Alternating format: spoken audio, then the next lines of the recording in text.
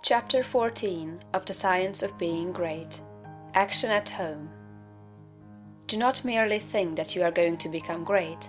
Think that you are great now.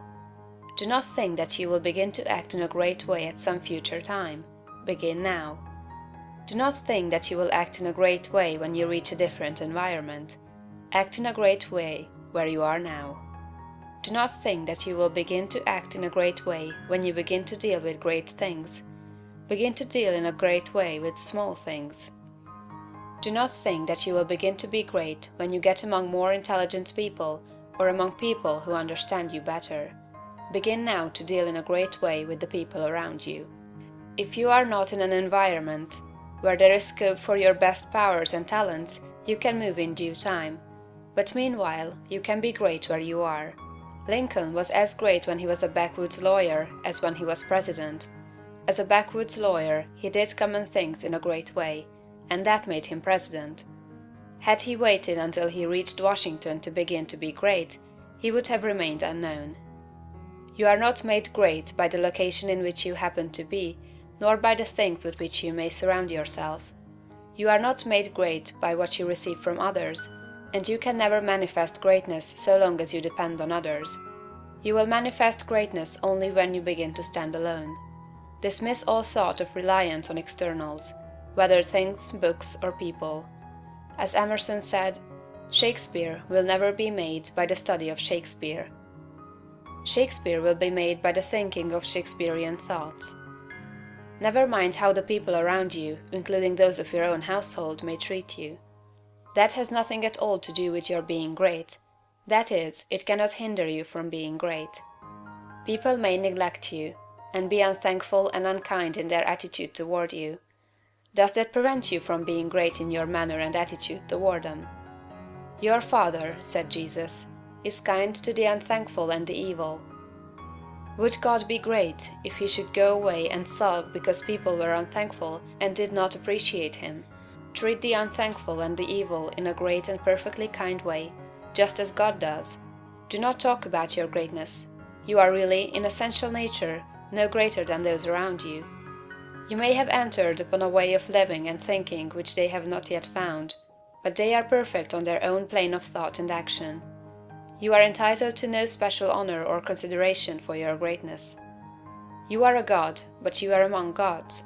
You will fall into the boastful attitude if you see other people's shortcomings and failures and compare them with your own virtues and successes. And if you fall into the boastful attitude of mind, you will cease to be great and become small.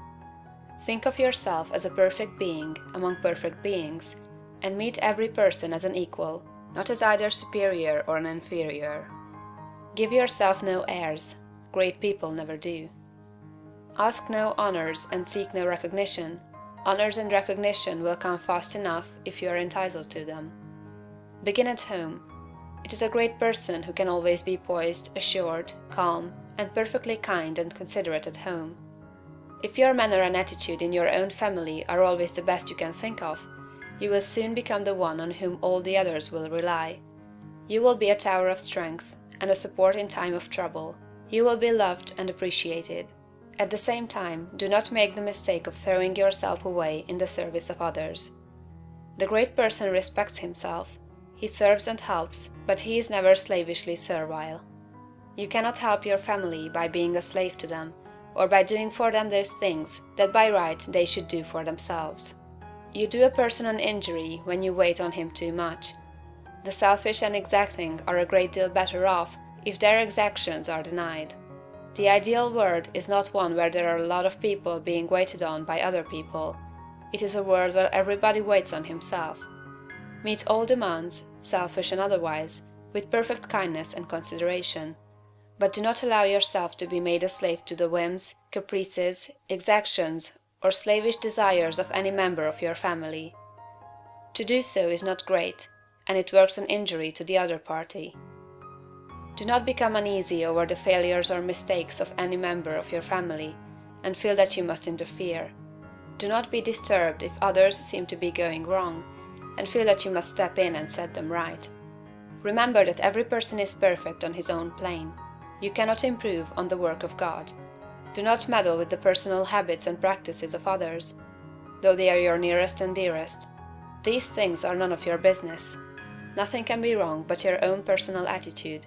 Make that right, and you will know that all else is right.